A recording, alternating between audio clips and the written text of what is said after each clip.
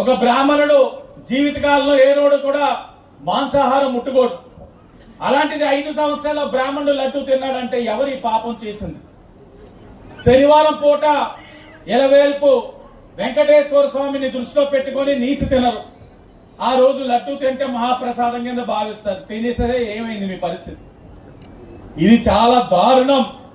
జగన్మోహన్ రెడ్డి నైజం కక్కుర్తికి, కమిషన్ల కక్కుర్తి కోసం, డబ్బు కోసం ఎంతకైనా చేస్తాడు. దానికి ఇదే సాక్ష్యం. ఈ రోజు లడ్డు వచ్చింది, రేపు ఏ చర్చిని ఏం చేశాడో, మసీదుని ఏం చేశాడో ఇంకా బయటికి రావాల్సి ఉంది. చాలా చేశారు. సిగ్గు లజ్జ లేకుండా ఇంకా మీడియా ముందుకు వచ్చి మేమే తప్పు చేయలేదంటా ఉన్నారు. దేవుడు అనేవారు ఉన్నాడు, తప్పకుండా శిక్షించాడు కాబట్టి 11 సీట్లతో ఇంట్లో కూర్చున్నాడు. ఇంకా పశ్చాత్తాపం రాకుండా మేమే తప్పు చేయలేదంటే ఆ 11లో 1 తీసేసి 1తోటి కూడా కూర్చోబెడతాడు.